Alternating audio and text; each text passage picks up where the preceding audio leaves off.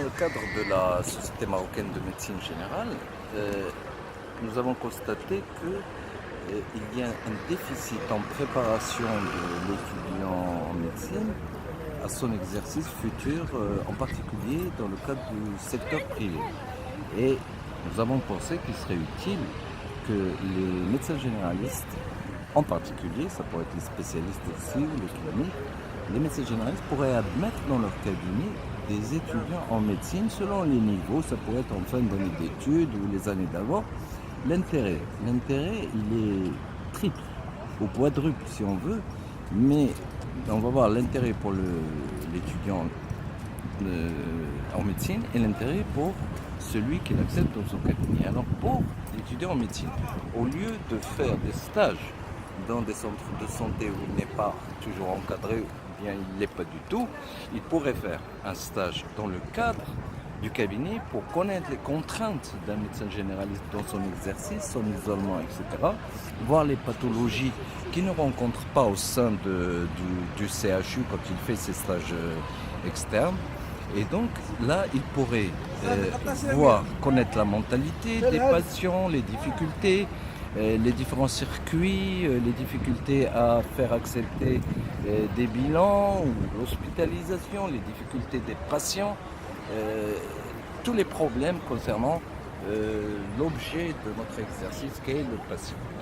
Et donc pour l'étudiant, il pourrait aussi voir le niveau du médecin auquel il arrive après un certain nombre d'années d'exercice, le vieillissement de ses connaissances et le besoin en formation continue. Et cela pourrait inciter l'étudiant en médecine à mettre à jour régulièrement ses connaissances, parce que sinon il finirait par avoir des connaissances caduques. Pour le médecin qui l'admet dans son cabinet, il aura des connaissances nouvelles, puisque l'étudiant en médecine a des connaissances toutes fraîches, scientifiques bien sûr, médicales, mais l'étudiant pourrait aussi l'aider dans l'accueil des patients, c'est-à-dire que c'est lui qui va faire le dossier du patient, c'est lui qui va transmettre les messages, et donc l'un dans l'autre, il y aura une complémentarité. Le gain entre les deux, c'est que le médecin sera un maître du stage, et que le résultat de cette période de stage peut être transformé en thèse. Et le médecin serait un rapporteur de thèse et son nom figurerait dans des publications futures, pourquoi pas, et pour montrer que le médecin généraliste aussi peut faire des publications scientifiques dans les revues internationales également, et on produirait des données relatives à l'exercice réel et non pas des recherches bibliographiques ou théoriques où on sait comment sont les têtes. Et là, on aura une vision réelle de l'exercice médical et scientifique, purement scientifique.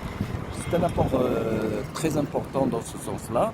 Et à partir de là, nous aurons donc, quand les étudiants entreront dans la vie active en tant que médecins praticiens, ils seront dès le premier jour tout à fait opérationnels pour